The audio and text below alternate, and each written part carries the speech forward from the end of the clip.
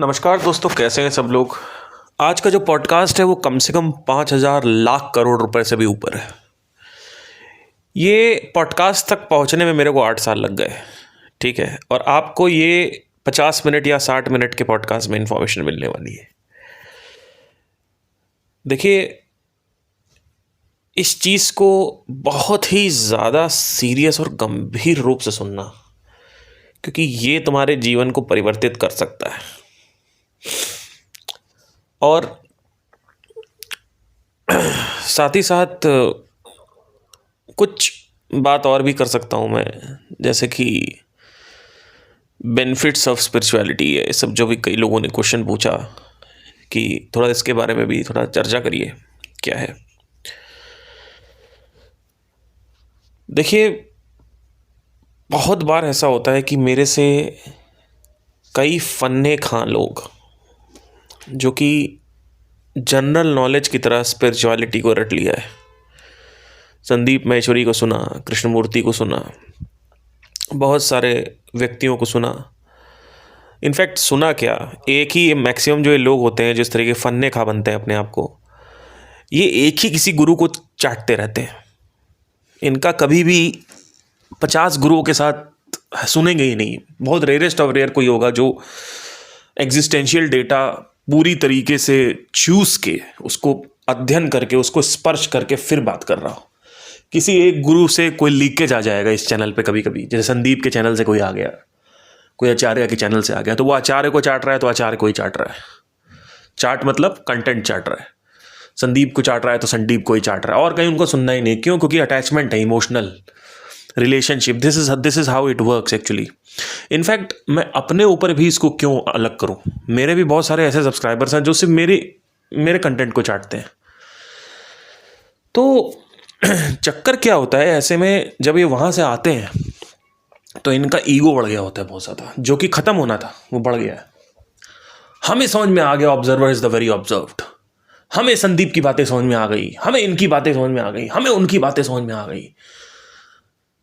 जबकि उनके जीवन में सिर्फ और सिर्फ रेंज रोवर्स, BMWs और 100 करोड़ 150 करोड़ की कंपनी बनाना या फालतू का भोग विलास करने के अलावा कुछ भी नहीं होता है। बात तो करते हैं वो लोग इंटेलेक्चुअल, लेकिन एक्चुअली जो प्रैक्टिसेस है उनकी डेली लाइफ में, अगर आप सुबह उठेंगे, उनका रूटीन ऑब्जर्व करेंगे, सुबह से लेकर शाम तक वो जो भी कर रहे हैं वो सिर्फ कंटेंट कंज्यूम कर रहे हैं अपने आप को ईगो बूस्ट करने के लिए, और साथ ही साथ अपने आप को, जो उनकी प्रैक्टिसेस है डेली टू डेली लाइफ में, जो जिस प्रैक्टिस का मतलब आता है कि एक होता है कि आप डॉक्टर हो तो आप प्रैक्टिस कर रहे हो, एक होता है आप लाइफ हो और लाइफ को कैसे प्रैक्टिस कर रहे हो, यानी अपने शरीर को कैसे प्रैक्टिस कर रहे हो, राइट।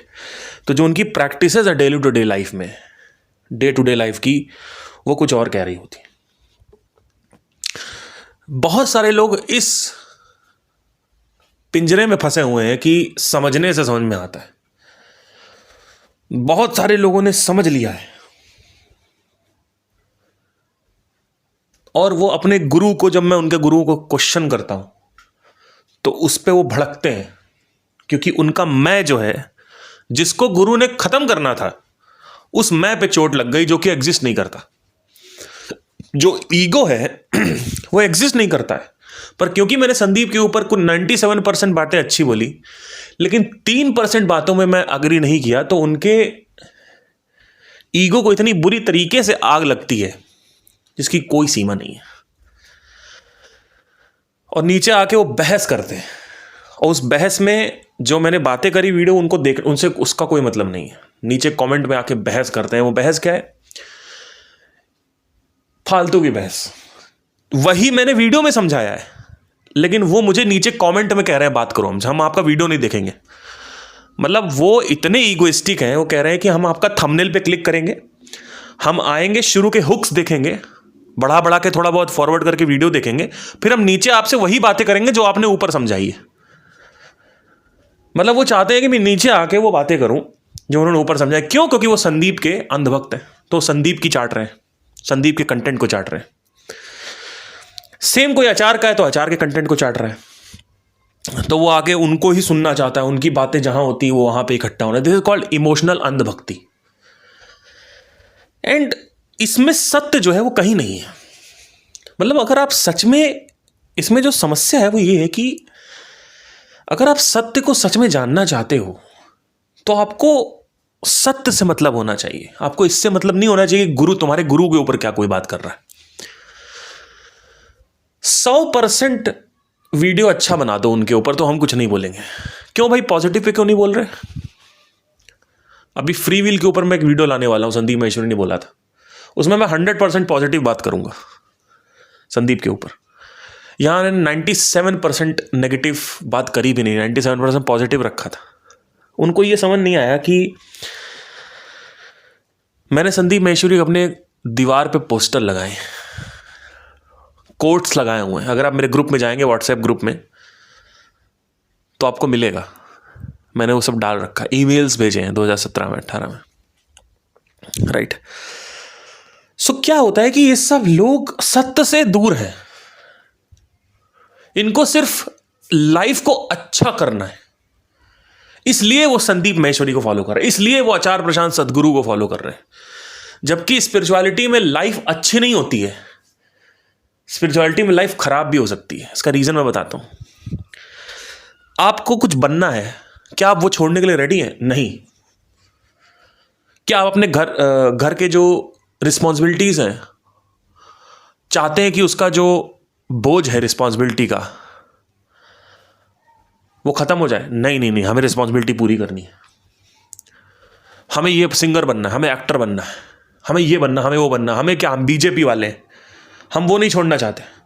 हम इंडियन हैं, हम वो नहीं छोड़ना चाहते। हम झंडा देखते हैं, हमारी आंखों में खुशी आ जाती है। तो क्या आप चाहते हो कि मैं झंडा आप देखो और आंखों में आंसू ही ना आए, न्यूट्रल हो जाओ आप? नहीं नहीं नहीं नहीं, हमको इंडियन फ्लैग देखना है तो हमें इंडियन फ्लैग में आंसू चाहिए। क्या आप ये देखना चाहते हो कि किसी भी फ्लैग की कोई मीनिंग नहीं होती है, मीनिंग सिर्फ भौतिक जगत में? यानी अगर आप आध्यात्मिक जगत में देखो, यानी यूनिवर्स की दृष्टि से देखोगे, यानी जो क्रिएटर है, जो भगवान है, उसकी दृष्टि से अगर देखोगे तो किसी झंडे की कोई मूल्यता नहीं होती है। वो हमने बनाया है और एक उसको ब्रांड दे दिया है, उस ब्रांड को देख के हम रोते हैं। क्या आप ये इसका तीव्रता, इसकी इंटेंसिटी अपने अंदर कम करना चाहते हो? नहीं नहीं नहीं नहीं, नहीं। अरे भारत माता की जय। तो जैसे ही आपने ये कहा भारत माता की जय, तो इसी वजह से अगर आप देखोगे तो ये गाने बनते हैं दूसरे देशों की पराजय। जैसे ही आप बोलते हो भारत माता की जय, ऑटोमेटिकली वहां पे थॉट आता है दूसरे देशों की पराजय। मैं आपको बताता हूं, सारे जहां से अच्छा हिंदू सिता हमारा। क्यों भाई?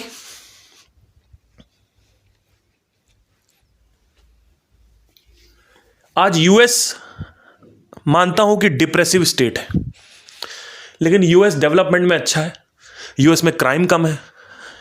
यूएस में कोई विधायक का बेटा बलात्कार करके निकल नहीं पाएगा। यूएस में 2 महीने के बच्ची का अगर बलात्कार हो गया गलती से, तो उसकी जो सजा होती है उसकी कोई सीमा नहीं है।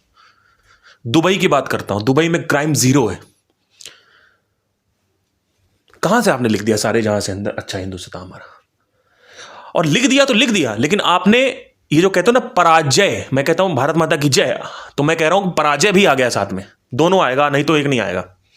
तो क्या ये सब देखने रेडी हो? सुनो गौर से दुनिया वालों, चाहे जितना जोर लगा लो, सबसे आगे होंगे हिंदुस्तानी। हिंदुस्तानी सच में सबसे आगे हैं। क्या दूसरे देश के लोग डिजर्व नहीं करते? आइडेंटिटी पकड़ पकड़ के तुमने गाने बना दिए, भजन बना दिए। और इस आइडेंटिटी को जब मैं कहता हूं कि छोड़ना, नहीं नहीं हम नहीं छोड़ेंगे, अरे पागल हो गए हो क्या? हम नहीं छोड़ सकते।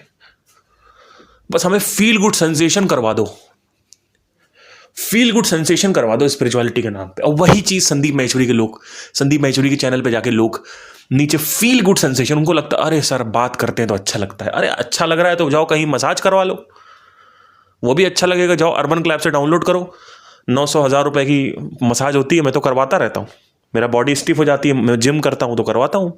2 महीने 3 महीने में करवाता है, बड़ा मजा आता है। सेम रिलैक्सेशन मिलेगा आपको।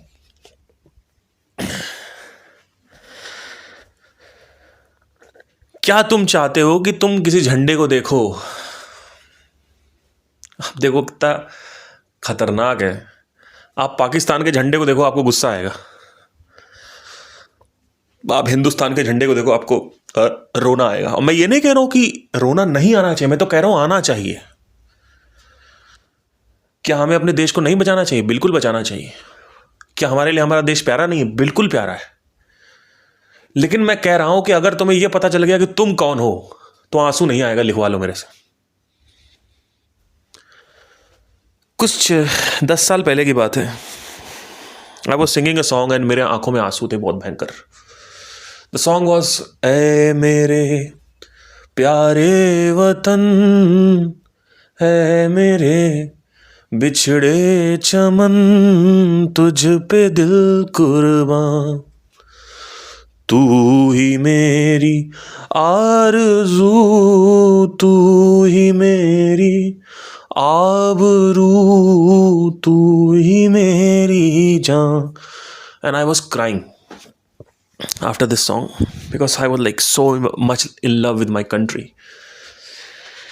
And after the realization that who am I never had a tear in my eyes with this song.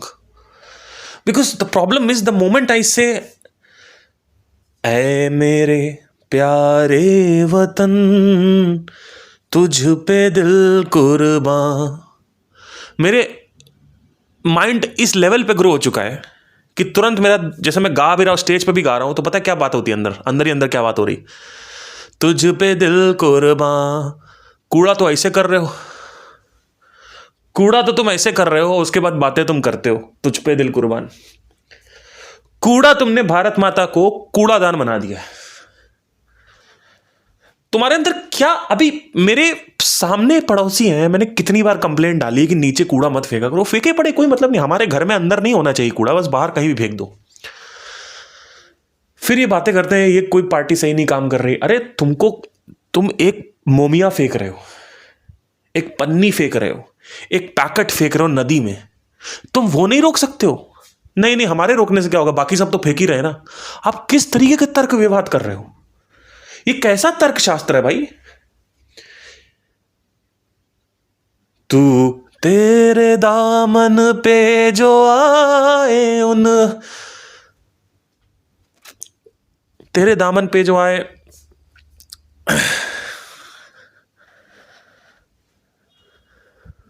पता नहीं कोई लाइन तो मैं भूल गया, बट व्हाट इज दिस यार, राइट? तो मेरे कभी आंसू नहीं निकलते क्योंकि रियलिटी मुझे पता चल चुकी है। तो सफरिंग है ही नहीं, तो सफरिंग भी नहीं है तो प्यार भी नहीं है। मेरे लिए अगर मैं हिंदुस्तान की मिट्टी को उठाऊंगा तो उसको आंसू नहीं आएगा, उसमें उसके लिए प्यार आएगा।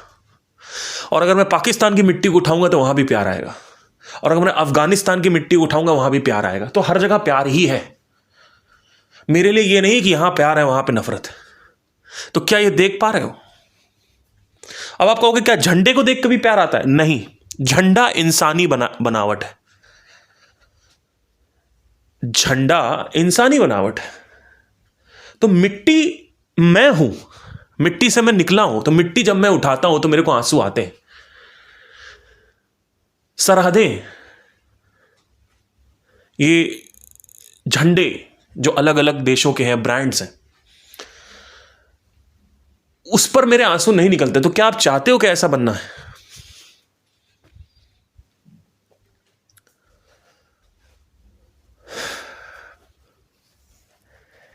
क्या अगर कोई कल को मेरे भारत के बारे में कोई कुछ बोलेगा तो मुझे गुस्सा आएगा या कुछ नहीं, न्यूट्रल रहूंगा?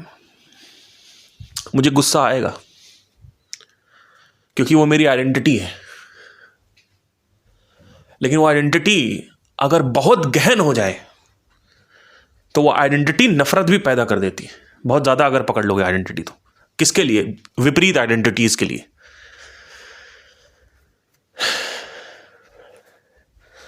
तो the benefits of spirituality has a lot of spirituality, but the thing is that can you leave all this thing? No no, I can't leave. I can't leave this identity. मैं ब्राह्मण हूं, छोड़ पाओगे? नहीं sir. मैं गुप्ता हूं, छोड़ पाओगे? नहीं सर। हमें तो फील गुड सेंसेशन करवा दो, तो अर्बन क्लैब से मसाज वाले को भगा लो, 1200-1300 रुपये में मसाज कर देते हैं आके बढ़िया। तो 99.9% लोग किसी को भी फॉलो कर रहे हैं तो फील गुड सेंसेशन के लिए फॉलो कर रहे हैं, सत्य के लिए नहीं। मेरा सिंपल सा कहने का मतलब है सत्य के लिए फॉलो करो। अब सत्य जब जानोगे तो सत्य कड़ू होता है। सत्य में तुम्हारे जो कॉन्सेप्ट्स है वो हिल जाएंगे सारे। ये जो तुमने देश के लिए कॉन्सेप्ट्स बना रखे हैं वो हिल जाएंगे, अपने बिरादरी के लिए कॉन्सेप्ट्स बना रखे हैं वो हिल जाएंगे, जो तुम्हारी पहचान है वो हिल जाएगी। जो तुम सोसाइटी में शान लेते हो ना, पद प्रतिष्ठा सम्मान लेते हो कि अरे मैं तो ब्राह्मण हूं, वो तो देखो नीचे वाले, ये सब हिल जाएगा, हिल जाएगा, हिल जाएगा बहुत बुरी तरीके से। आप अपनी बेटी एक शूद्र या वैश्य क्या बोलते हैं उसको, जो 4 श्रेणी होती है, उसमें आप ब्याह दोगे, आपको पता भी नहीं चलेगा आपने कब कर दिया। तो क्या आप चाहते हो ऐसा? नहीं नहीं नहीं नहीं, ये सब तो हम अलाउ ही नहीं कर सकते अपने घर में। तो काहे के लिए यहां पे आए हुए हो? किस वजह से आए हुए हो भाई? फील गुड सेंसेशन चाहिए। अब फायदा क्या होता है? फायदा यह होता है कि अगर आप दुनिया और संसार को छोड़ने के लिए रेडी हैं, यानी क्या कि आपने मन के लेवल पे ये देख लिया है कि इन सब से भी कुछ होता नहीं है, ये पकड़ के सिर्फ नफरतें ही बढ़ती हैं। The moment you are holding the plus, automatically you are holding the minus also. It's not like कि आप कहोगे कि मेरा झंडा अच्छा है तो बाकी लोगों से नफरत नहीं आएगी। अगर कहोगे मेरा झंडा अच्छा है तो कुछ ऐसे झंडे भी होंगे जो उसके विपरीत में खड़े होंगे, उससे गुस्सा भी आएगा, बहुत गुस्सा आएगा, डुअलिटी क्रिएट होती है।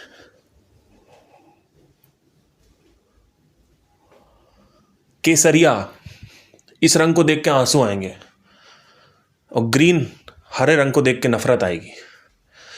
तुम कहोगे कि नहीं यही रंग अच्छा है तो गुस्सा आएगा। रंग से रिलेटेड आइडेंटिफिकेशन भी है। तो इस स्तर पे आइडेंटिफिकेशन है जिसकी कोई सीमा नहीं, कोई सरहदें नहीं, कोई,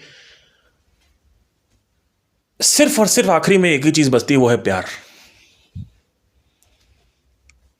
और ऊपर से अगर कोई अटैक करता है आपको, तो जो भी आप करोगे कॉन्शियसली करोगे, नफरत करोगे भी तो कॉन्शियसली करोगे।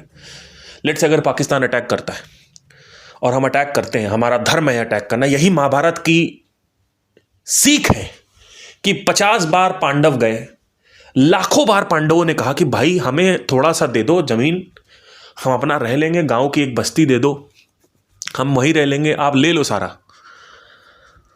कौरवों ने कहा, आगे से रिप्लाई क्या आता है कि सुई की नोक के बराबर, सुई की नोक के बराबर जमीन नहीं मिलेगी।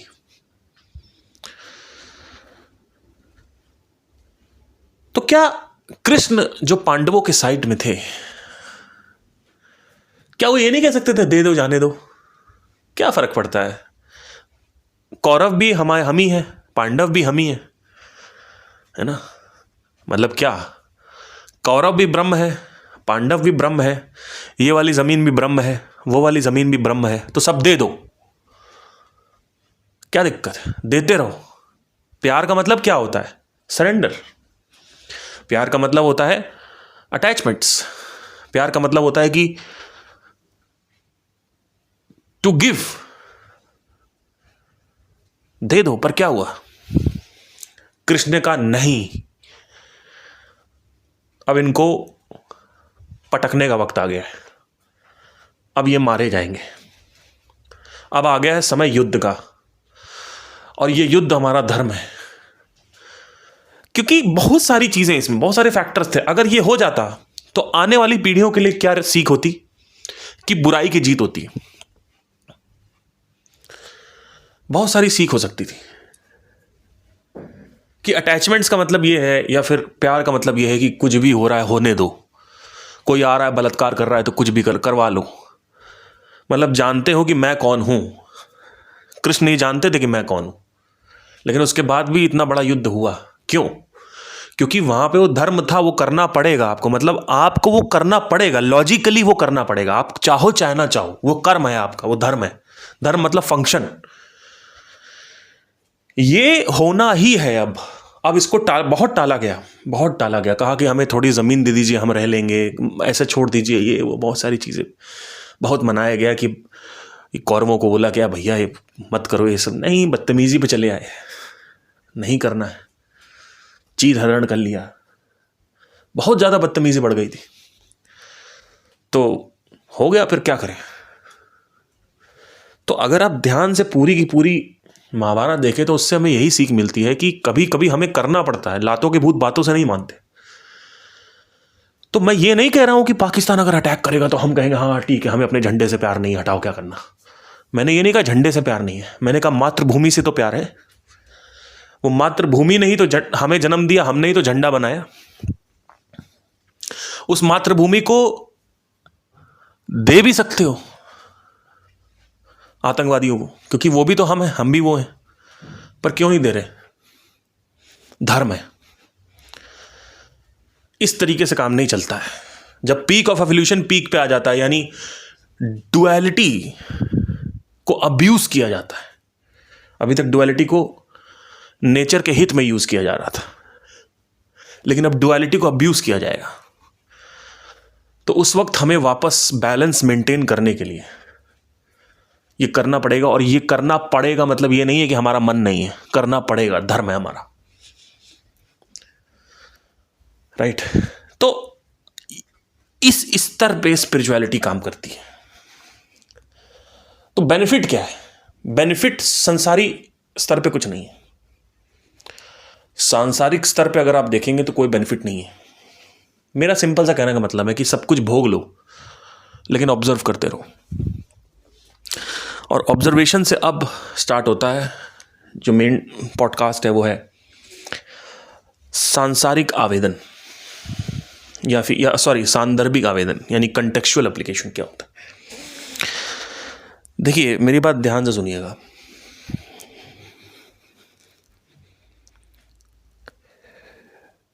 जब कोई कहता है कि क्वेश्चनिंग का कोई एंड नहीं बचता, ऐसा क्वेश्चन करना,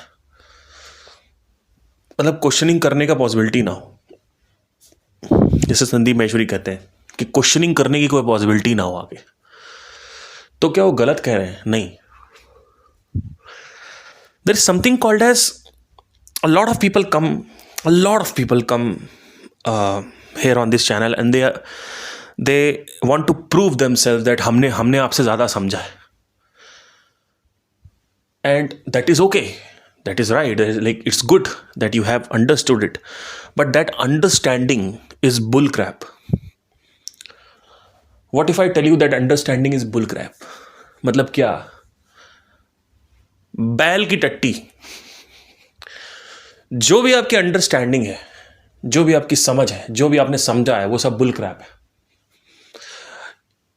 अनलेस एंड अनटिल आप उस अंडरस्टैंडिंग को सांदर्भिक आवेदन नहीं कर पा रहे हैं उसका। अब ये सांदर्भिक आवेदन क्या होता है? जब किसी चीज को एक कंटेक्स्ट में समझा जाता है और उस कंटेक्स्ट को बहुत अनेकों कंटेक्स्ट में अप्लाई किया जाता है लाइफ के। फॉर एग्जाम्पल, कृष्ण ने बोला प्रत्येक व्यक्ति को अर्जित गुणों के अनुसार विवश होकर कर्म करना पड़ता है, राइट। ये अध्याय 3 का है, कर्मयोग का। मतलब हर एक व्यक्ति को विवश होकर, मतलब क्या? उसका वश नहीं है, उस पर कंट्रोल नहीं है। हर एक व्यक्ति को कर्म करना पड़ता है, चाहे वो चाहे ना चाहे। मतलब क्या? उन्होंने क्या कंटेक्स्ट लिया? उन्होंने कहा हर एक व्यक्ति को। लेकिन अगर आप इसको यूनिवर्स में देखते हैं तो कोई भी प्लैनेट जो है या कोई भी यूनिवर्स का पार्ट जो है वो मूव कर रहा है, यानी कोई भी चीज़ फिक्स्ड नहीं है, स्टैग्नेंट नहीं है, मोशन में है, जिसको हम बोलते हैं लॉ ऑफ एक्टिविटी। तो इस व्यक्ति के कंटेक्स्ट को मैंने उठा के अप्लाई किया अंतरिक्ष में। मतलब कृष्ण ने बात करी व्यक्ति के स्तर पे, मैंने बात करी अंतरिक्ष के स्तर पे। मैंने देखा कि क्या ये अंतरिक्ष के स्तर पे काम कर रहा है, तो देखा हाँ वो काम कर रहा था, और वहीं से डिस्कवर हुई लॉ ऑफ एक्टिविटी। यानी अब लॉ ऑफ एक्टिविटी डिस्कवर हुई और उसको मैं उठा के लेके आ गया अपने मन के स्तर पे। तो कृष्ण ने चालू किया व्यक्ति के स्तर पे, मैंने उसको उठा के अप्लाई किया स्पेस के स्तर पे, और उसके बाद मैंने उसको अप्लाई किया माइंड के स्तर पे कि लेट्स सी कि माइंड पे कैसे काम करता है ये श्लोक। जबकि वहां पे कहा था व्यक्ति को कर्म करना पड़ता है, मतलब फिजिकल एक्शन करना पड़ता है।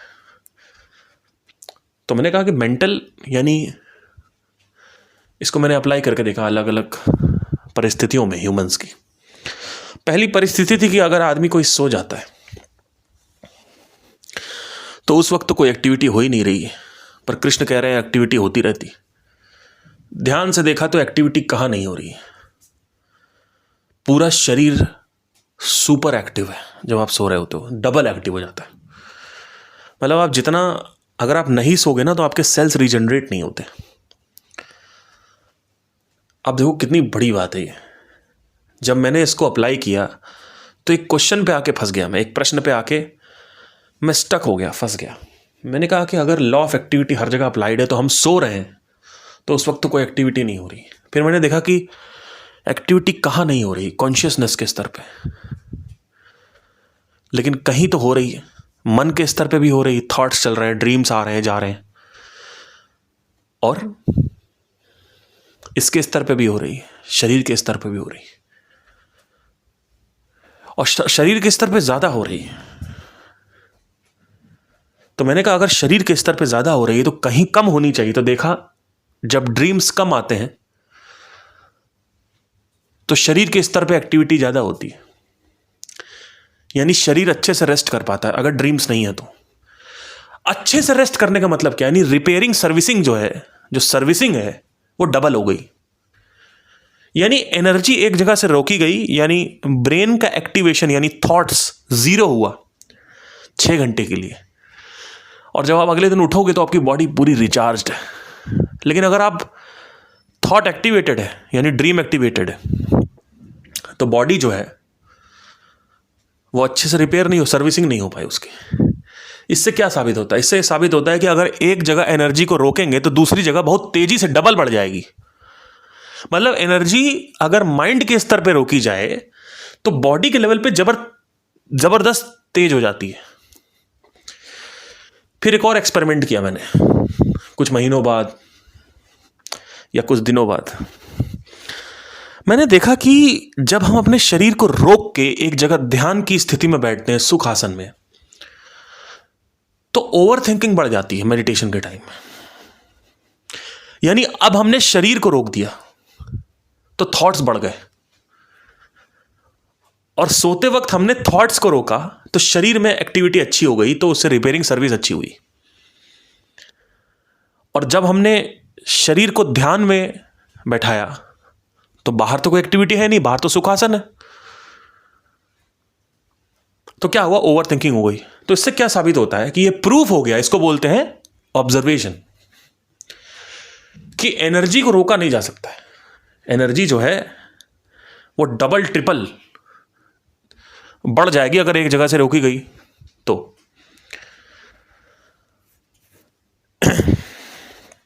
फिर मैंने समाधि की स्टेट को देखा। समाधि मतलब क्या है, जहां पे शरीर में गतिविधि नहीं हो रही है और जहां पे ओवर थिंकिंग खत्म हो गई है, जीरो। लेकिन उस स्टेट में जाने के बाद भी मैंने देखा कि जब मैं 15 मिनट बाद बाहर आया तो मेरी शरीर में एनर्जी बढ़ गई और मैं हाइपर एक्टिव स्टेट में चला गया। यानी मेडिटेशन करने के बाद एनर्जी बढ़ जाती है शरीर में। मतलब 15 मिनट की समाधि तो हुई, लेकिन ट्रिपल लेवल पे काम होने लगा। जैसे मैं उठा समाधि से, ट्रिपल बढ़ गई एनर्जी। तो एक श्लोक में कृष्ण ने बात करी, प्रत्येक व्यक्ति को अर्जित गुणों के अनुसार विवश होकर कर्म करना पड़ता है, लेकिन वो व्यक्ति की बात कर रहे थे। लेकिन आप लोग, बुरा मत मानिएगा, नासमझ है। आप लोग जब भगवत गीता पढ़ते हैं तो आप सांदर्भिक आवेदन नहीं करते, यानी कंटेक्चुअल एप्लीकेशन नहीं करते। कंटेक्स्ट में बात हो रही है, उसी को अगर आप और जगह अप्लाई करके देखेंगे, कहां कहां अप्लाई करना है पहले देख लो ध्यान से। सबसे पहले कहीं किसी ने कुछ बोला तो उसको अंतरिक्ष में ऑब्जर्व करो, और अंतरिक्ष की नॉलेज होना बहुत जरूरी है। उसके बाद उसको नेचर में ऑब्जर्व करो, एनिमल्स में, बच्चों में, पेड़ पौधों में, कीड़े मकोड़ों में, कीट पतंगों में, जल में, अग्नि में, धरती में, वायु में, आकाश में, और ह्यूमन ब्रेन के अंदर। अगर आप ऑब्जर्व करोगे ध्यान से तो आप देख पाओगे कि ये तो हर जगह अप्लाइड है, लेकिन कैसे अप्लाइड है वो ऑब्जर्व करना पड़ेगा। तो मैंने बहुत दिनों पहले एक बात करी थी कि there is something called as observation model, जो मैंने डिस्कवर किया है। जब संदीप माहेश्वरी कहते हैं क्वेश्चनिंग आगे करना पॉसिबल ही नहीं है, तो ऐसे में वो क्या कहना चाहते हैं कि क्वेश्चनिंग के इस स्तर पे पहुंच जाओ कि क्वेश्चनिंग आगे करना पॉसिबल ही ना हो। मतलब क्या? आप ऑब्जर्वेशन पे पहुंच गए, आपने ऑब्जर्वेशन से चालू किया और आप ऑब्जर्वेशन पे एंड करोगे। मतलब क्वेश्चनिंग जो है वो बीच का ब्रिज है।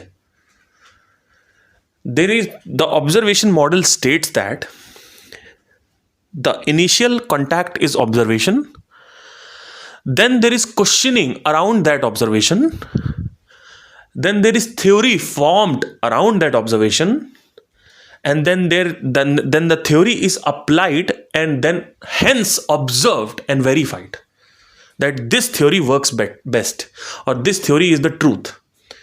So you start with the observation and you end on the truth or the observation. There is nothing called as ending on questioning.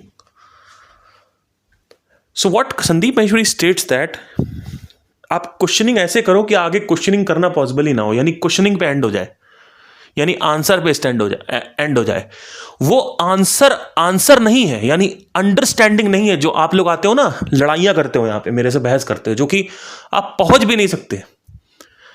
आप पहुँच भी नहीं सकते हो। जितने भी लोग आते हैं ना, सोचते हैं अरे यार मैं तो इनसे ज़्यादा जानता हूँ। अगर मैं सच में अपना ईगो बाहर लेके आ जाऊँ ना, तो पिछले 500 साल में और अगले 500 साल में मेरे बराबर कोई आ ही नहीं सकता। मैं बताता हूँ क्यों। उसका रीज़न ये है कि मैंने सबको पढ़ा है और सबको ऑब्जर्व किया है। मैं किसी एक का चाटू राम नहीं बना, ठीक है। और जब ऑब्जर्व करके समझा तो एनालाइजिंग कैपेसिटी जो है वो मेरी बढ़ गई। इसका रीज़न ये है कि मैं हर चीज़ को एक मॉडल में परिवर्तित कर देता हूँ। मतलब साफ साफ लिख देता हूँ, हल्का फुल्का नहीं कि क्वेश्चनिंग पे एंड करना है। क्वेश्चनिंग आगे करने की पॉसिबिलिटी ही ना रहे का मतलब क्या होता है कि आप एक आंसर पे एंड कर रहे हो, एक ऐसे आंसर पे जो आंसर ऑब्जर्व्ड है, ना कि आंसर एज अ थ्योरी है। अगर आंसर एज अ थ्योरी है आपके ब्रेन में, जिसको बोलते हैं मुझे समझ में आ गया, यानी अंडरस्टैंडिंग हो गई मुझे। जैसे आपने कहा कि मुझे observer is the very observe समझ में आया, मुझे कृष्णमूर्ति समझ में आ गए, मुझे संदीप माहेश्वरी समझ में आ गए। That is bull crap. Unless and until उस थ्योरी को ऑब्जर्व नहीं किया जाएगा, यानी कंटेक्चुअल एप्लीकेशन नहीं करी जाएगी उस थ्योरी की, यानी सांदर्भिक आवेदन नहीं किया जाएगा, तब तक आपको उसका समझ में नहीं आता। यानी आपको चालू करना है ऑब्जर्वेशन से और एंड करना है ऑब्जर्वेशन पे, ना कि कोई आंसर या क्वेश्चन पे। वो ऑब्जर्वेशन पे ही एंड होगा आखिरी में, यानी प्रत्यक्ष प्रमाण होगा और प्रत्यक्ष प्रमाण पे एंड होगा। इसके अलावा कहीं एंड नहीं हो सकता। ग्रॉस की बात कर रहा हूं। अब इसमें भी एक लेयर है जो समझ लेना। शरीर, बुद्धि, ऊर्जा, ये 3 स्तर जो है वो प्रत्यक्ष प्रमाण पे खत्म किए जा सकते हैं। जो कुछ भी शरीर के ऊर्जा के बियॉन्ड हो रहा है, यानी ब्रह्म कैसे काम करता है, ब्रह्म क्या है, ब्रह्म की असली प्रवृत्तियां क्या है, अज्ञेय बोला गया है उपनिषद में इसको। ज्ञेय, ज्ञेय, अज्ञेय, अननोन। अननोन जो है उसको प्रत्यक्ष पे नहीं कन्वर्ट किया जा सकता। ऑल्दो उसको भी प्रत्यक्ष करने के तरीके हैं, बट मैं उसमें नहीं जाऊंगा। बट नॉर्मल ह्यूमन पावर्स के हिसाब से, ह्यूमर्स कैपेसिटी के हिसाब से, आप सटल को, यानी ऊर्जा के बाद जो कुछ भी आ रहा है, यानी रीइंकार्नेशन या सोल, ये सब जो है, इस सब को आप नहीं कर सकते प्रत्यक्ष प्रमाण पे, यानी ऑब्जर्वेशन पे। प्रत्यक्ष मतलब direct perception. There is nothing called as direct perception in the subtle world. There is always a theory, although there is a way. If you go deeper into meditation, in fact you can know what is happening inside the nucleus of a star. So reincarnation, soul और ये life between death, ये सब तो normal चीज़ें हो गई। जब आपको यही पता चल गया यूरेनस में अभी क्या हो रहा है, नेपच्यून में अभी क्या हो रहा है, अगर आपको यही पता चल गया पर वो बहुत मिस्टिकल हो जाएगा। मैं उसमें नहीं जा रहा हूँ, मैं अभी तर्क पे रहता हूँ, तर्क। अब इसको हमने प्यूरी थ्योरी देखी। प्यूरी थ्योरी क्या थी, यानी पूरी थ्योरी हमने जो देखी वो ये थी कि आप आते हो मेरे पास, कहते हो मुझे समझ में आ गया। क्लियर हो रहा है यहाँ तक? अब इसको हम थोड़े थोड़े ऑब्जर्वेशन से देखेंगे, यानी जो मेरी ऑब्जर्वेशन रही है वो है क्या है। देखिए, आपने आया, आप मेरे पास कहते हैं मुझे समझ में आ गया। मैं कहता हूं अगर आपको समझ में आ गया तो वो बुल क्रैप है, यानी वो पॉटी के बराबर है। उसका रीजन ये है कि आप एक एग्जाम्पल जनरेट नहीं कर पा रहे हो। अब आप कहोगे एग्जाम्पल क्यों जनरेट करना है? इसको बड़े ध्यान से समझना। ये 5 लाख करोड़ के ऊपर आज का पॉडकास्ट है। सुन पाओगे तो सुन लोगे, नहीं सुन पाओगे तो नहीं सुनोगे। आज मेरी जो मटेरियल सक्सेस है, जो डिजिटल मार्केटिंग में मैं इस समय फोड़ रहा हूं अच्छे तरीके से। इनफैक्ट इंस्टाग्राम पे अभी आप देखोगे, रिसेंटली मैंने कल एक रील डाली थी, 15-20 हज़ार क्रॉस हो गया और वो जाएगा अभी 5 लाख तक, ये भी मुझे पता है। मतलब इंस्टाग्राम मुझे नहीं चला रहा है, मैं इंस्टाग्राम को समझ के चला रहा हूं। कंट्रोल मेरे हाथ में है। बाय द वे सक्सेस नहीं है कि गलती से कर दिया सक्सेस हो गई, क्योंकि अगर गलती से सक्सेस हो गई तो एक बार होगी, अगर वो दोबारा फेल हुई तो कर नहीं पाओगे कभी। इसलिए ये एग्जाम्पल दे रहा हूं मटेरियल का, क्योंकि मटेरियल कई लोग के दिमाग में घुसा होगा यहाँ पे। तो मटेरियल का एम्फेसिस अगर मैं डालूंगा तो हो सकता है कई लोग को लगे कि हाँ ये बात सच में वैल्यूएबल है। पर मैं ऑब्जर्वेशन मॉडल को या सांदर्भिक आवेदन या कंटेक्चुअल एप्लीकेशन को मैं कभी भी मटेरियल के लिए यूज बहुत रेयरली करता हूं, पर उसमें भी मैं एम्फेसिस नहीं देता हूं। उसका रीजन है, there is a world called observation and questioning. I'll take you into this direction, but I'll not go. Some other podcast में हम इसको लेके चलेंगे कि where Parth Singh is living, where I am living, where Sandeep Maheshwari is living right now. Where is Sandeep Maheshwari living right now? Is he living on money? No. Is he living on growth of the YouTube channel? No. Where are these people have ever lived? ये जो महापुरुष पैदा हुए, संदीप महेश्वरी को महापुरुष समझता हूं मैं। ऐसा महापुरुष आ नहीं सकता। ये और इससे पहले जो महापुरुष पैदा हुआ था वो कृष्णमूर्ति था और ओशो था। ये 3 महापुरुष हमने देखे पिछले 200 साल में। इससे बड़ा महापुरुष है ही नहीं, पूरी सेंचुरी में कोई नहीं। ठीक है, और मैं अब ये मैं अपना नाम इसमें डालने वाला था, लेकिन आप लोग कहोगे बहुत घमंडी है, इसलिए मैं बहुत मुंहफट आदमी हूँ एक्चुअली। अगर मैं बोलता हूँ ना तो मैं अंदर से वही सोच रहा होता हूँ। कभी कभी अंदर से जो सोच रहे हो आप बाहर बोलो, लोगों को घमंड लगता है। मैं आपको बताता हूँ क्या होता है। There is something called as observation model and contextual application. Please understand this very importantly. Let's say कि मेरे को रोज 1 बजे सर दर्द हो रहा है। 1 महीने बाद मुझे एहसास हुआ कि मेरे को रोज 1 बजे ही सर दर्द होता है। Please understand this very carefully. This why am doing podcast, video नहीं करता हूं मैं, जैसे प्रॉपर लोग आ सके। लेट्स से कि मेरे को 1 बजे रोज सर दर्द होता है। 1 महीने बाद मेरे को एहसास हुआ कि हर रोज मुझे 1 बजे सर दर्द होता है, यानी 1 o'clock मेरे को सर दर्द हो रहा है।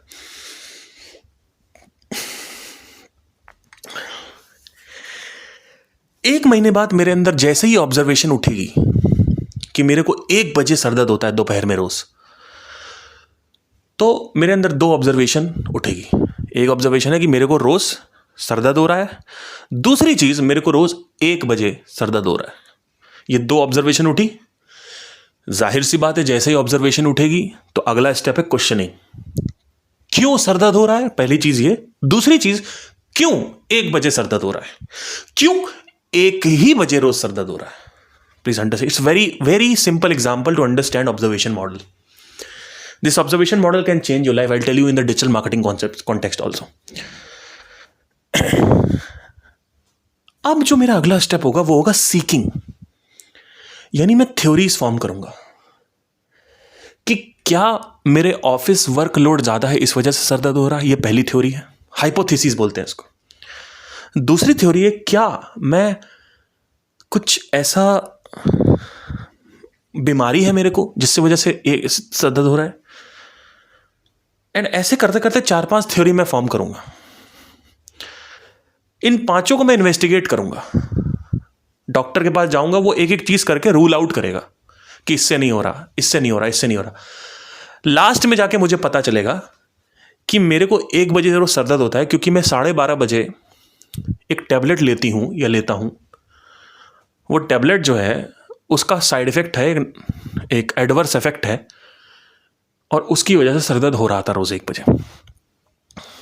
उसको जाके मैं प्रूफ करती हूँ डॉक्टर से, डॉक्टर उसको ब्लड टेस्ट लिखता है, रूल आउट करता है कि हाँ इससे होता है, ये मेडिसिन सही से काम नहीं कर रही है आपके सिस्टम में, और कई और के सिस्टम में भी नहीं काम कर रही थी, इस मेडिसिन को रोकना खत्म कर दो, रोक दो इस मेडिसिन को। लास्ट में क्या हुआ? क्या क्वेश्चनिंग बची? क्या कोई क्वेश्चनिंग बची लास्ट में? नहीं बची। बस यही क्वेश्चन हो सकता है बीच में कि ये मेडिसिन कैसे ऐसा कर रही है कि मेरे को सर दर्द हो रहा है, या बाकी को नहीं हो रहा, मेरे को ही क्यों हो रहा है। तो उसको भी बाद में टेस्टिंग करी गई और पता चला कि आपका ब्लड ग्रुप जो है, इस ब्लड ग्रुप में ये मेडिसिन सूट नहीं कर रही है। तो इस वजह से यही मेडिसिन आपको सर दर्द करा रही, पर आपके मम्मी पापा को नहीं करा रही है, या आपके बहन भाई को नहीं करा रही, या किसी और को नहीं कराती, आप ही को करा रही, क्योंकि ब्लड ग्रुप का प्रॉब्लम है।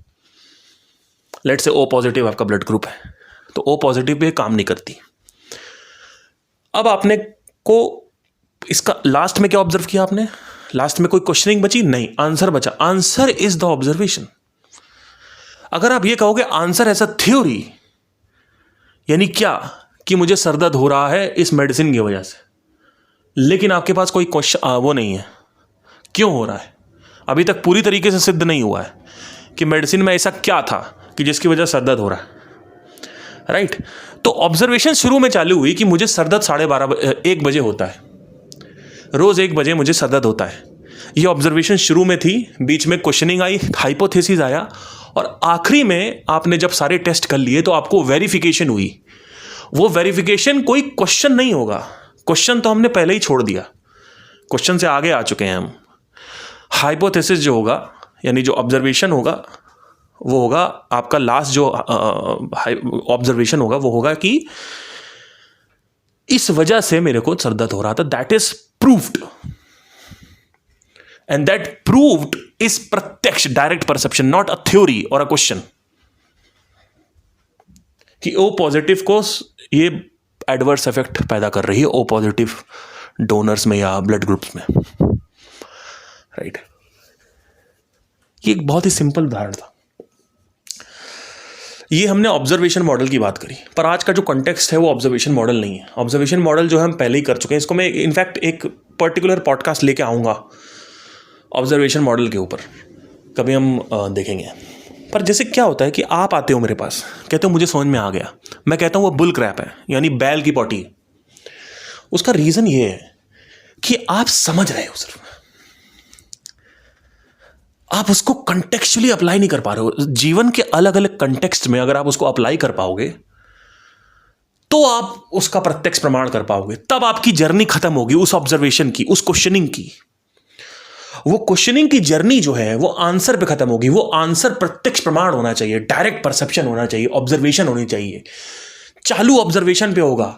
संदीप महेश्वरी से तुम समझ के तो आ गए कि अंडरस्टैंडिंग के लेवल पे तुमने समझ लिया, संदीप महेश्वरी से या आचार्य प्रशांत से या कृष्णमूर्ति से तुमने समझ तो लिया, लेकिन तुम आए और यहां पे आके मेरे से बड़बड़ कर रहे हो, और मैं तुमसे कह रहा हूं कि मुझे एक उदाहरण दो, तो तुम्हारे उदाहरण निकल के नहीं आ पा रहे। क्यों?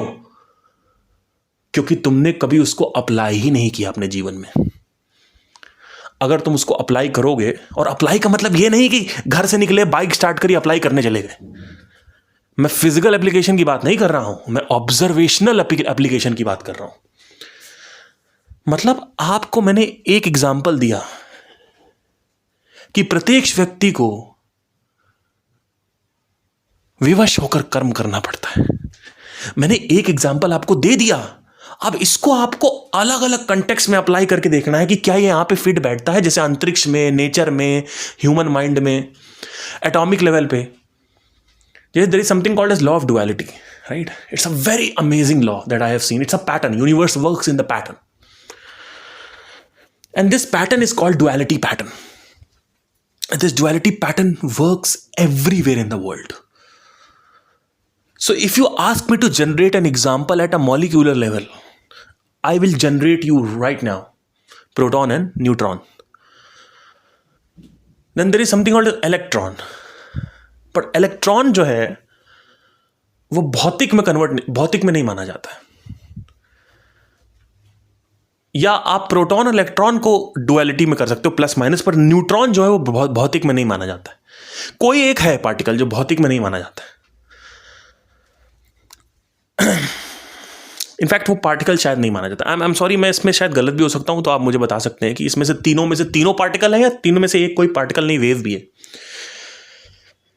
तो मॉलिक्यूलर लेवल पे अगर आप देखोगे प्रोटॉन न्यूट्रॉन चिपके हुए हैं आपस में, ठीक है। This proton neutron and then electron is revolving around that, right. The electron is minus charge and then there is plus charge.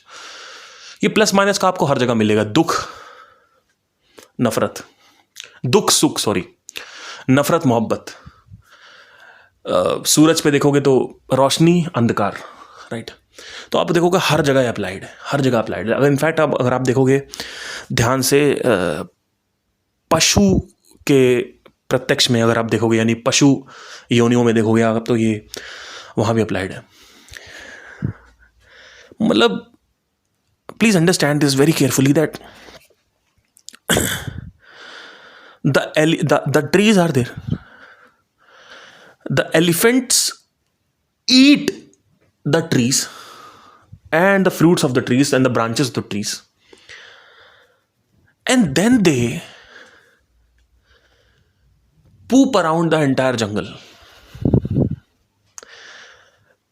हाथी पेड़ खाता है, हाथी पेड़ को अपने पेट में लेके हर जगह जगह जाके बीज फेंकता है, जिससे वो पेड़ कई जगह फलित होता है। तो इसमें डुअलिटी कैसे? डुअलिटी ये है कि अगर दोनों इंस्ट्रूमेंट नहीं रहेंगे तो दिक्कत हो जाएगी। ट्री भी रहना चाहिए, ट्री इज आश्रित ऑन हाथी, हाथी इज आश्रित on tree. Same goes with deer and tiger also. So there is this entire cycle which is based on two factors. The main source of food for the hathi is trees. If the tree is not there, hathi is not there. तो plus रहेगा तो minus भी रहेगा, minus रहेगा तो plus भी रहेगा। दोनों आएंगे तो आएंगे, साथ में आएंगे, नहीं तो एक नहीं आएगा। ये हमने पशु योनि में देखा। Same goes with mental level also. Mind में आप जाते हो पिज्जा हट के सामने, अरे खाना है, एक आवाज आती नहीं खाना है, डुअलिटी क्रिएट हो गई। मन बुद्धि, खाना है नहीं खाना है। इनफैक्ट ये बिजनेस के लेवल पे भी अप्लाइड है। Business is all about attention. दो अटेंशन जो है वो टिकती है दो ही पे। अमेजॉन वर्सेस फ्लिपकार्ट, दो ही डुअलिटी क्रिएट हुई हमेशा। 100% मार्केट शेयर में हमेशा 95% मार्केट शेयर पहले दो प्लेयर्स लेके जाते हैं। एक निच में दो ही प्लेयर्स मिलेंगे आपको जो डोमिनेंट होते हैं, वो एक दूसरे लड़ रहे होते हैं। Ford versus Ferrari, right. Then there is Audi versus Mercedes, या BMW versus something, Mercedes was there. Then there is Pizza Hut versus Domino's. Then there is बहुत बिजनेसेस में आपको डुअलिटी मिल जाएगी। मतलब Mac versus Windows, Android versus Apple. यही दो market, Windows भी आया था पर नहीं आ पाया। आप देखो विंडोज फोन भी आया था पर नहीं आ पाया, राइट। आप देखो मैंने क्या क्या किया। मैंने आपको बिजनेस पे अप्लाई किया, उसको मैंने उसको लाइफ पे अप्लाई किया, मैंने पशु योनि में अप्लाई किया, मैंने मन पे अप्लाई किया, मैंने उसको अंतरिक्ष में ऑब्जर्व किया, मैंने उसको मॉलिक्यूलर लेवल पे ऑब्जर्व किया। अगर आप अंतरिक्ष में देखेंगे दो चीज मेन मिलेगी आपको, अंधकार प्रकाश, डार्क एनर्जी जो अभी तक साइंस नहीं समझ पाया है, और एक और एनर्जी जो उसका विपरीत है। इसके अलावा अंतरिक्ष में क्या है प्रकाश और अंधकार के अलावा? मुझे बता दो। एक तरफ है जबरदस्त सूरज, स्टीफेंसन 12b, दुनिया का सबसे बड़ा स्टार, हमारे सूरज से खरबों गुना बड़ा। और वही सेम स्टार जब कोलैप्स होता है तो वो ब्लैक होल बन जाता है। सेम स्टार, जहां पे प्रकाश है वहीं पे अंधकार है, जहां प्रकाश है वहीं पे अंधकार है। जितना बड़ा प्रकाश है उतना बड़ा ब्लैक होल बनेगा। अगर आप अंडरस्टैंडिंग करें, स्टार्स जब कोलैप्स करते हैं, मतलब इंप्लोड करते हैं, एक्सप्लोड नहीं, इंप्लोड, तो जो बचता है वो ग्रेविटी बचती है वहां पे। आखिरी में पार्टिकल्स खत्म हो जाते हैं। यानी ना कोई डस्ट रहेगी, ना कोई गैसेस रहेंगी, ना कोई सॉलिडिटी वो रहेगा, ना कोई लिक्विड स्टेट में रहेगा, कुछ भी नहीं रहेगा। मैटर रहेगा ही नहीं वहां पे। मैटर पूरी तरीके से सोख लिया जाएगा अंदर। वहां जो बचेगा, जो स्टीफेंसन 12B की ग्रेविटी थी, सिर्फ वो बचेगी। यानी आखिरी में ग्रेविटी बचती है। ग्रेविटी को मारने का कोई तरीका नहीं है। ये ग्रेविटी सब कुछ इनगल्फ कर लेती है, स्वालो कर लेती है अपने अंदर आखिरी में। इसी को प्रलय बोलते हैं, राइट। जहां प्रकाश है वहीं पे ब्लैक होल है।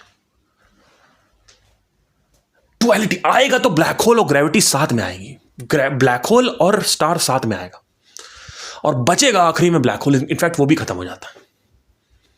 उसी ब्लैक होल से फिर एक सितारे का जन्म होता है दोबारा। Black hole are the seeds of star. तो एक तरफ एक पेड़ है जो पैदा कर, एक तरफ एक बीज है जो पेड़ को पैदा कर रहा है, और वही पेड़ जो है, ऐसा लगता है कि अब बीज की इसको जरूरत नहीं, अब तो पेड़ खिल गया है, पेड़ बड़ा हो गया है, पेड़ इंडिपेंडेंट हो गया है, पेड़ स्वतंत्र हो गया है। लेकिन वो बीज जो है वो पेड़ पे टिका है, और पेड़ जो है बीज पे टिका हुआ है। दोनों की डुअलिटी बन रही है। अब ये आपने सुन तो लिया, अरे ऐसा समझ में आ गया। फिर आप जाओगे अपने दोस्तों से हाँकोगे कि देखो हमने ये जाना है, मेरा क्रेडिट दोगे नहीं? कि पार सिंह से मैंने सुना, कुछ लोग बहुत स्मार्ट होते हैं, शाणे होते हैं। अब आप ऐसे ही किसी मेरे जैसा कोई यूट्यूबर होगा, उससे जाके लड़ाई करोगे, अरे देखो मैं तो पावर सिंह के चैनल से लड़ कर गया, तुमको क्या पता, मेरे को कुछ नहीं पता। तुमने सिर्फ एक थ्योरी रट ली है, उसको समझ लिए दिमाग लगा लगा के। ऑब्जर्वर इज द ऑब्जर्व्ड, कहां पे? सिर्फ एक स्तर पे समझ लिया तुमने। ऑब्जर्वर इज द ऑब्जर्व्ड, बहुत और भी स्तर है, वहां पे भी समझा जा सकता है।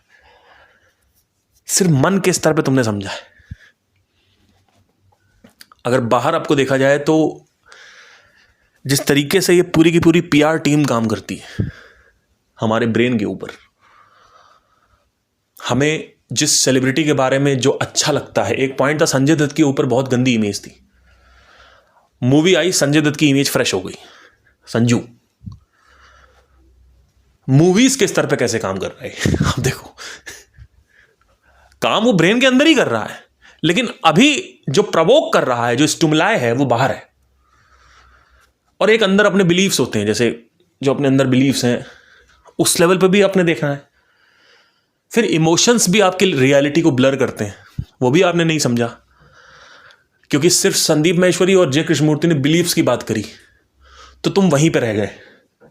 क्या तुमने ये कभी देखा? क्या आपको पता है आज तक पूरे के पूरे यूट्यूब की हिस्ट्री में, या पूरे के पूरे जितने भी हिस्ट्री आज तक आ रखी, जितने भी गुरु आ रखे हैं, उन्होंने कभी भी ये किसी ने खुल के नहीं कहा है कि emotions also blurs the reality. यानी बिलीफ सिर्फ रियलिटी को ब्लर नहीं करते हैं, इमोशंस भी ब्लर करते हैं। इसका सबसे बड़ा उदाहरण यह है कि आप जैसे लोग बहुत बड़े बड़े यूट्यूबर्स को सुन के मेरे चैनल पे आते हो, और फिर वो जो इमोशन है उसको प्रिवेंट कर रहे हो। क्यों? अरे मेरे संदीप सर के खिलाफ कुछ ना बोलना, जबकि बोला कुछ नहीं है, लेकिन अरे नहीं नहीं हमें बुरा लगता है। किसको बुरा लग रहा है? इमोशंस को बुरा लग रहा है। तो अब ब्लर, रियलिटी कैसे ब्लर हुई? हो सकता है कि मैं कुछ ऐसी बात कर रहा हूं जो कि बहुत ही ज्यादा डीप हो और बहुत काम लायक हो, लेकिन तुम नहीं सुनोगे उसको। क्यों? Emotions blurs the reality.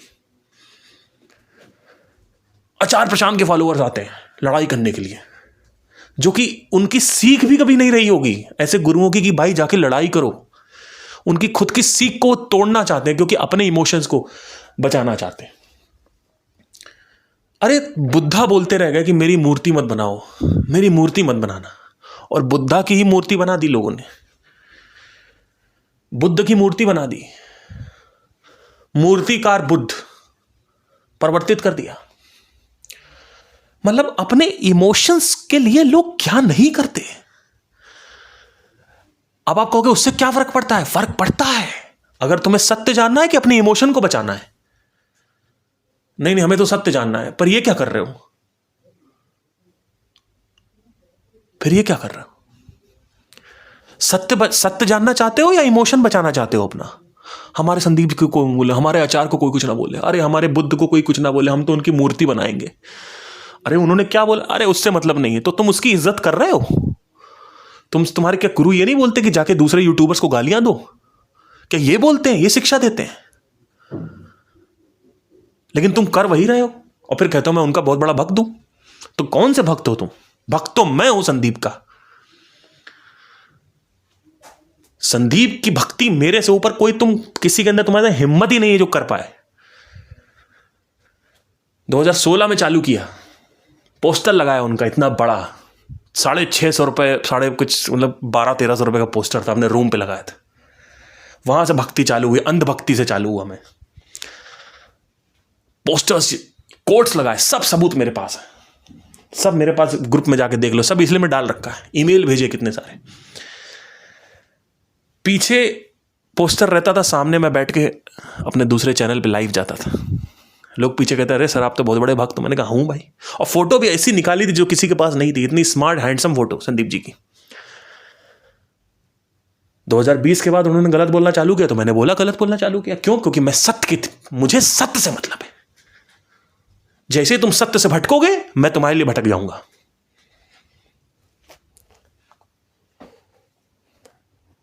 तो अभी तुम सत्य पे बोलोगे तो मैं तुम्हारे लिए बोलूंगा।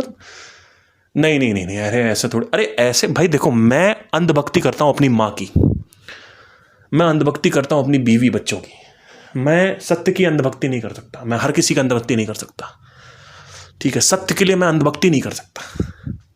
अपनी मां की मैं अंधभक्ति करूंगा क्योंकि वो मेरा रिलेशन है। मैं ये नहीं कह रहा हूं हर जगह अंधभक्ति मत करो, लेकिन जहां पे तुमने चालू किया था सत्य जानने के लिए, आज तुम गुरु के इमोशंस में बह गए और इमोशंस ब्लर्स द रियलिटी। आज तक हिस्ट्री में तुम्हें किसी ने बताया नहीं, मैं बता रहा हूं तो वो तुम्हें नहीं सुनना है। तुम्हें यह सुनना है कि मैंने कृष्णमूर्ति के अगेंस्ट कैसे बात कर दिया, तुम्हें यह सुनना है कि संदीप के अगेंस्ट कैसे बात कर दिया मैंने। तुम्हें यह नहीं सुनना है कि मैं रिसर्चेस में कितना डीप जा चुका हूं। तुमने मेरा ऑब्जर्वेशन मॉडल कभी समझा नहीं। कंटेक्चुअल एप्लीकेशन अगर जिस दिन तुम समझ जाओगे उस दिन तुम अपने जीवन में उदाहरण देना चालू कर दोगे। अब जितने भी मेरे जेन्युइन सब्सक्राइबर हैं मैं उनको कुछ बोलना चाहता हूं। एक लाइन बोलूंगा, एक लाइन, सिर्फ एक लाइन बोलूंगा। अगर आपसे कोई भी या बहस कर रहा है या इसको दूसरे तरीके से देखते हैं, अगर कोई भी व्यक्ति को आपको पता करना है कि वो जेन्युइन है या फ्रॉड है, अगर वो कबीर की बात कर रहा है और कबीर की कोई सिखाई हुई सीख बता रहा है तो उससे बोलो कबीर के उदाहरण मत दो, अपने निजी जीवन से उदाहरण दो। उदाहरण दे नहीं पाएगा। कोई अगर संदीप के उदाहरण दे रहा है तो उसको जेन्युइन मत मानो। कोई अगर ओशो के उदाहरण दे रहा है तो उसको जेन्युइन मत मानो। या अगर वो दे भी रहा है लेकिन वो अपने भी दे रहा है, लेट से कभी कभी उदाहरण मिक्स मैच हो जाते हैं। मान लो मैंने कुछ एग्जांपल दिया लहर का, समुंदर का, और उन्होंने दिया तो आप कहोगे कि आप तो उनका कुछ चेप रहे हो। तो कभी कभी मिक्स मैच हो जाता है। सिंपल सी चीज है, अगर किसी ने कंटेक्चुअल यानी सांदर्भिक आवेदन किया होगा, यानी एक्चुअली में उसने सीखा होगा, तो उसने अप्लाई किया होगा। वो पता करने के लिए क्या करें? Examples. Ask a genuine example. Ask them, tell me a personal example of observer is the very observed. Tell me a personal example in your life. Tell me one example. Don't give me the theory of पार्थिंग. Do not give me the theory of Sandeep Maheshwari or here and there, all that people. Tell me an example, not a theory. Example from your own life. And a person who can generate one example is intelligent. A person who can generate 10 examples is a super intelligent being. He is actually more passionate. A person who can generate 100 examples in different contexts of life, such as space, atomic level, nature, human mind, that person is actually really passionate, 100 times more passionate. Now, what do we mean by passionate? You are practicing your intellect. When you start practicing your intellect comes on a certain level, and that level is called alien intelligence. Once you cross that intelligence, you are bypassing Einstein's brain. You can even bypass Einstein's brain, but you don't know how to use the brain. You can use the brain through observational model. If you understand what is observation and questioning, then you can use the brain like Einstein. And एक point आएगा जहां पे आप ऐसी ऐसी चीजें discover कर लोगे, ऐसी ऐसी चीजें डिस्कवर कर लोगे जो कि किसी के सपने में पॉसिबल नहीं कोई डिस्कवर कर सकता हो, और सिद्ध कर दोगे उठा कर, just because you have observed. So it's not about questioning, it's not about theories, it's not about imaginations, it's about observation. How can you observe the same thing in different contexts? How can you observe that? And if you can observe it, generate an example right now. Generate an example and give it to me. Then I'll understand that you have understood. But if you don't generate, सिर्फ vomit कर रहे हो theory को, किसी और की observation को vomit कर रहे हो, किसी और के एक्सप्लेनेशन को वॉमिट कर रहे हो, तो तुम्हें वॉमिटिंग की बीमारी लगी हुई है. You are a vomiter. आप उल्टी कारक हो, आप बीमार हैं.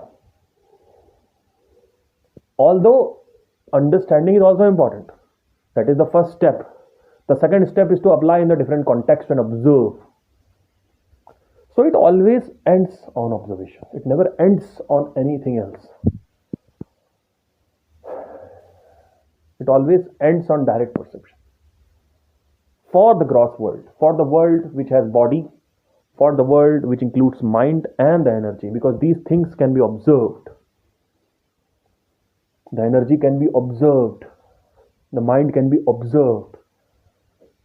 But beyond that, we just have other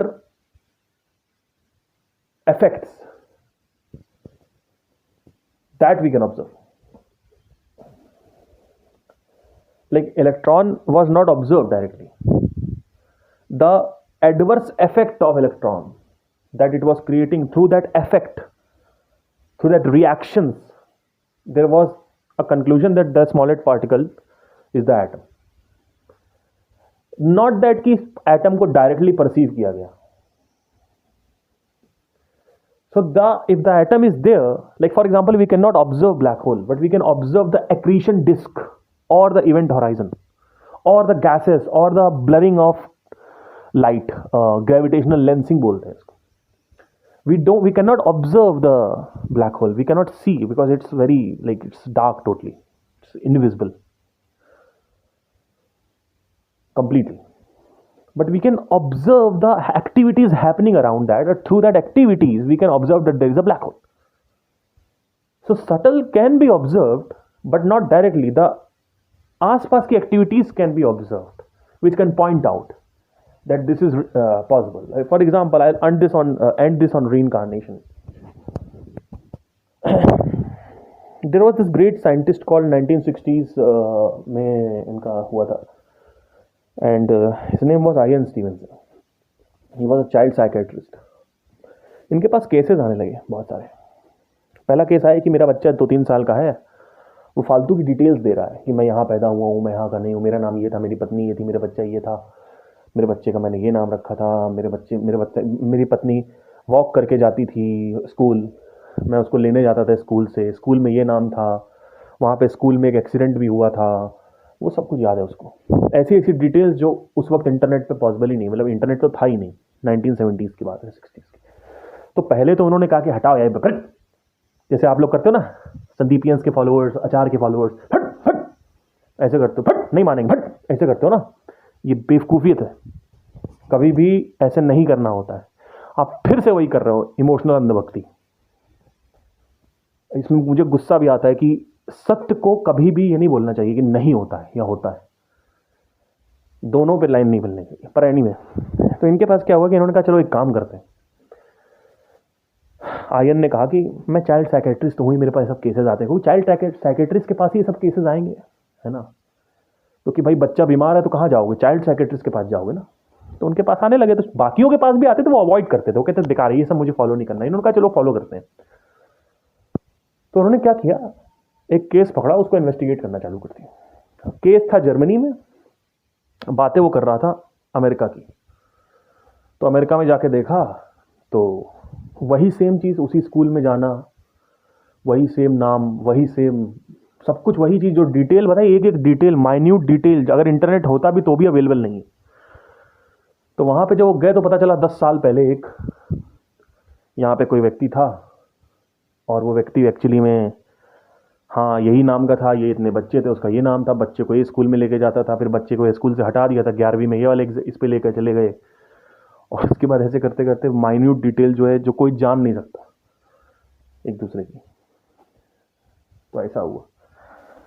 तो ये सब केसेस चलने लगे, तो और भी केसेस आए, ऐसे इन्वेस्टिगेट किया down to the very minute details, एक एक चीज़ सही हो रही थी, सत्य हो रही थी। अमेरिका का केस आता था, कोई इंडिया का केस अमेरिका में आ जाता था, तो इंडिया जाना पड़ता था, थाईलैंड जाना पड़ता था, जापान जाना पड़ता था। तो इस तरीके की चीज़ें होती थी। तो बार बार होता गया, तो करीबन 2500 केसेस रिकॉर्ड किए उन्होंने। जब ये 250 केस पे थे या 200 केस हो गए थे, तब इनको यकीन हो गया था कि रीइंकार्नेशन होता है। अब ये केसेस को इन्होंने बार बार अनेकों प्रकार से इन्वेस्टिगेट किया, और उसकी जो फाइंडिंग्स है कि क्यों होता है, क्या होता है, जो पूरी फाइंडिंग्स, एक बुक है उसके ऊपर वो लिखी, और भी बहुत सारी बुक्स हैं वो लिखी। ये सब हो रहा था, ठीक है। तो ये एक इफेक्ट था, जैसे जैसे मैंने बताया ना कि आप डायरेक्टली ऑब्जर्व नहीं कर सकते शटल को, पर आसपास एक्टिविटी होती है वो ऑब्जर्व कर सकते हो। तो ये आसपास की एक्टिविटी है, रीइंकार्नेशन होता नहीं है, नहीं होता मैं नहीं कह रहा हूँ, पर ये एक्टिविटी है। तो जब मैंने रीइंकार्नेशन को बहुत ज़्यादा इन्वेस्टिगेट करना चालू किया, तो पहली चीज़ तो भगवत गीता में साफ बोला हुआ है, नंबर 1। नंबर 2 अष्टावक्र गीता में बोला हुआ है। नंबर 3 पतंजलि ने तो यही पूरा लिखा ही हुआ है इसके ऊपर कि किस तरीके से चित्त की वृत्तियों को ख़त्म करते करते आप संस्कारों को ख़त्म कर सकते हो। ये सब क्या होता है मैं उस पर नहीं जाऊँगा। ऐसे करते करते करते करते करते करते बहुत सारे ब्लैक होल नहीं ऑब्जर्व हुआ, पर एक्टिविटी ऑब्जर्व हुई आसपास की। बहुत सारे लोगों ने बोला, कृष्णमूर्ति ने बोला, ओशो ने बोला। अब इतनी बड़ी बड़ी अथॉरिटीज़ अगर कंफर्म कर रही है तो कुछ तो भाई अभी भी नहीं मानोगे। क्यों नहीं मान रहे हो? क्यों? क्योंकि भाई तुमको संदीप महेश्वरी ने, आचार्य प्रशांत ने बोल रखा है। मतलब तुम किस लेवल की बातें कर रहे हो। पतंजलि जो कि बहुत बड़ी अथॉरिटी है स्पिरिचुअलिटी के, उसमें जिन्होंने आविष्कार किया योगा का, वो कह रहे हैं, कृष्ण कह रहे हैं, महाभारत में कई जगह वाक्य लिखा हुआ है,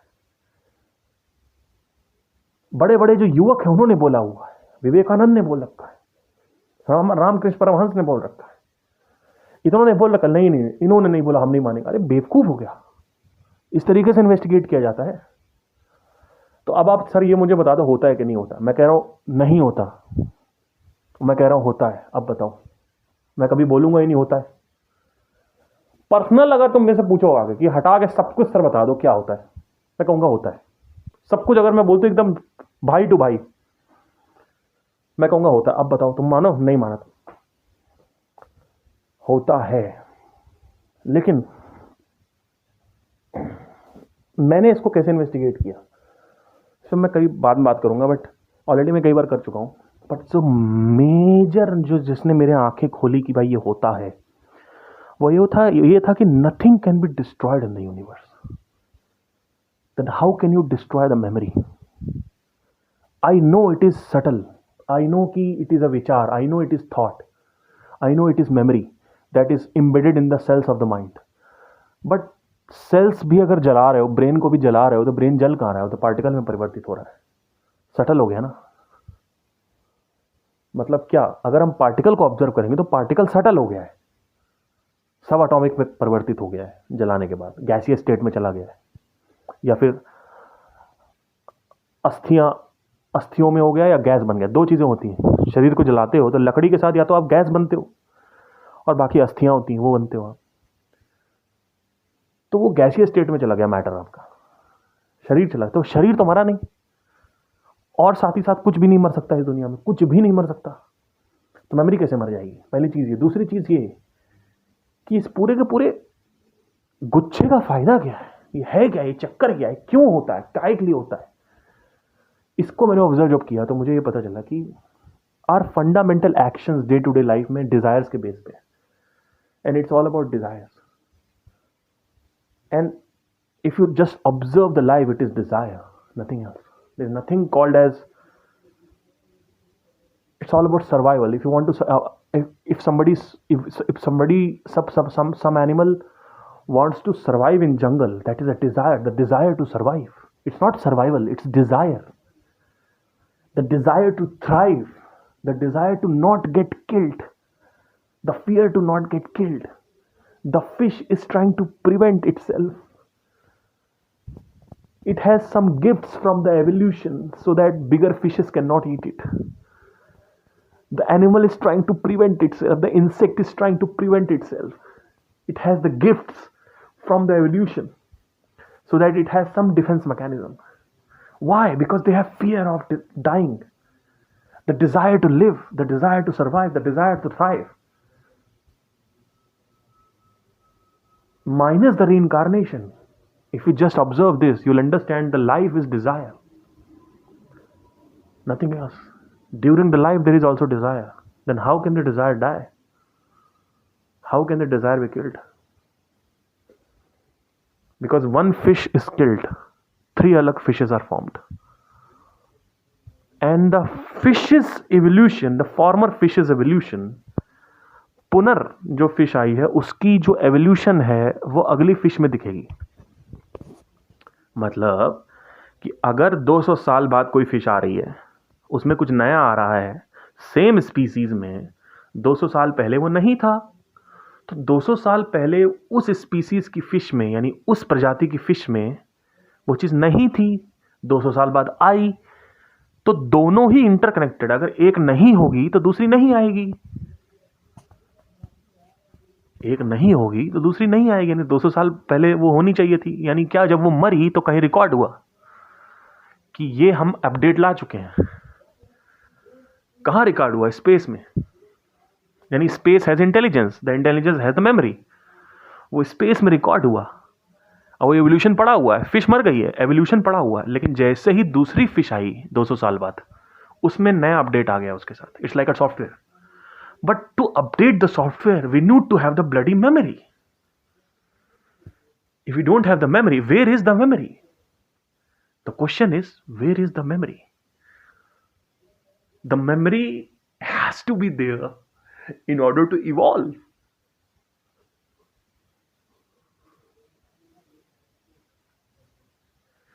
The memory is fed in the babies of the fish also. And the babies and the grandfather and the grandson. The memory is there. But also, if we kill all the fishes,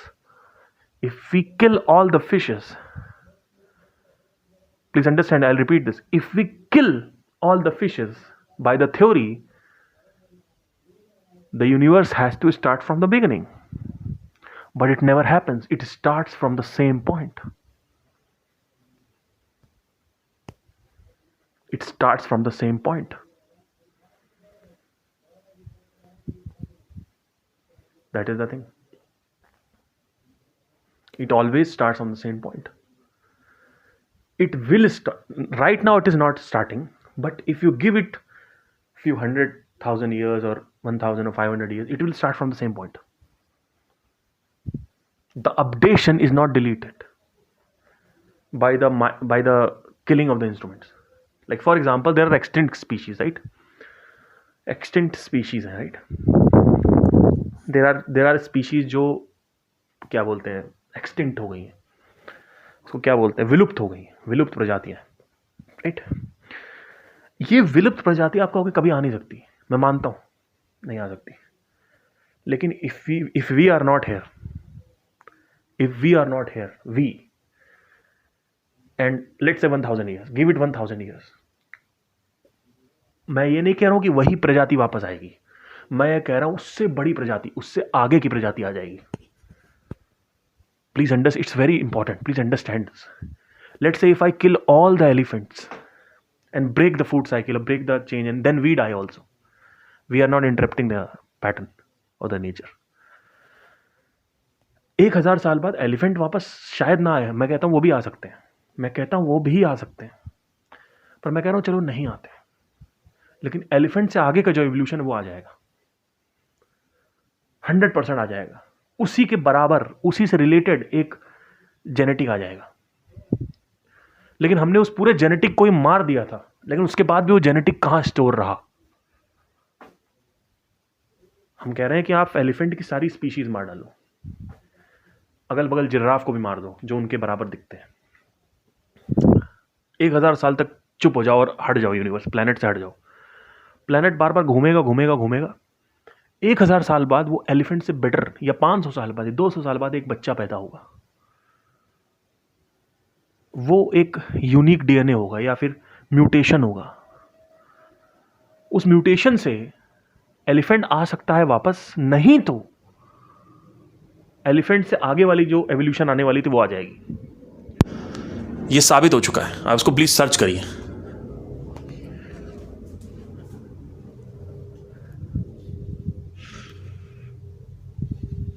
There is an order.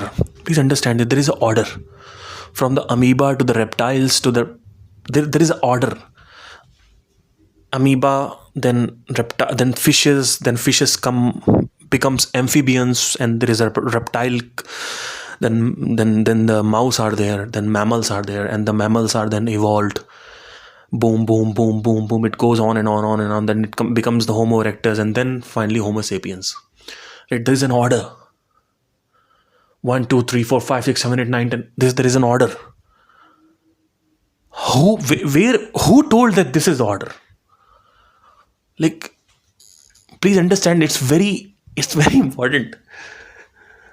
The order must be stored somewhere. The memory has to be there. That this is how the evolution should begin, and this is how it should goes.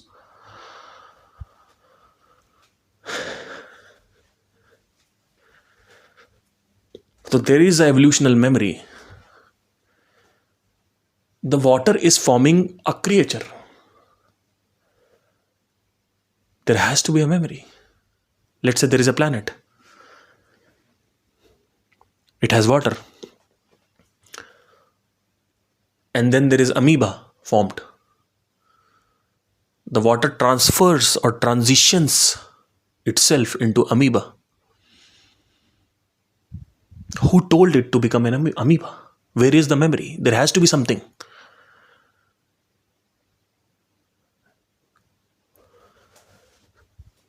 It's not automatic. It's not happening out of the blue. There is a memory present inside the space. Just the space, minus the planets, minus the particles. Where is that memory evolved?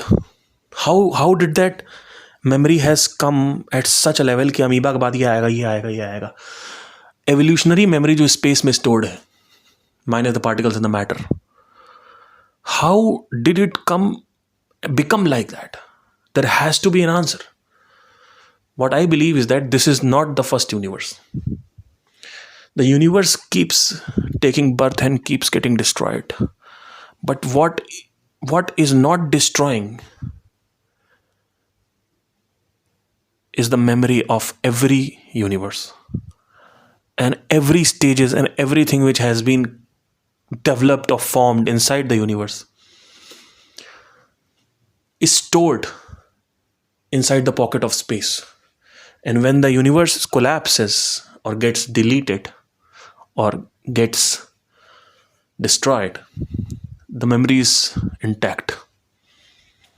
It remains in the space. And then there is another universe which is formed, or another space itself which is formed.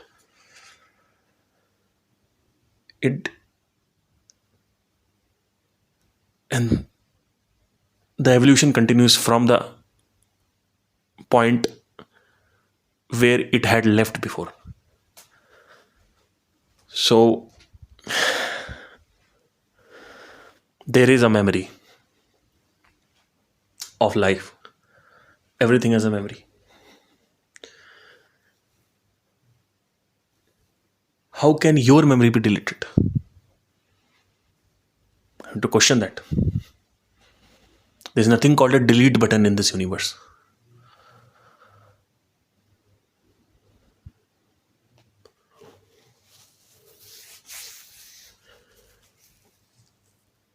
Well, this is a thought experiment, but do not believe all these things. But it's just a way of thinking actually. The same brain I can use to become an entrepreneur, but that is not the pleasure. That is not where the real productivity of the brain is used. I'll bring up an in podcast. एक मैं podcast लेके आने वाला, बहुत दिनों, मतलब बड़ा अच्छा podcast है, कुछ नई डिस्कवरी हुई है आपको। उस जो मैं बता रहा हूँ ना कि ये प्रोडक्टिविटी कहाँ अच्छी यूज़ होती है ब्रेन की, मैं क्यों यहाँ पे यूज़ करता हूँ, वहाँ नहीं करता, या वहाँ कम करता हूँ, मैं उसको लेके आने वाला हूँ। एंड आई थिंक आपका सर बहुत बुरी तरीके से पक गया होगा लास्ट तक। कितने लोगों का सर नहीं पका ये बता देना। Thank you so much, take care, bye.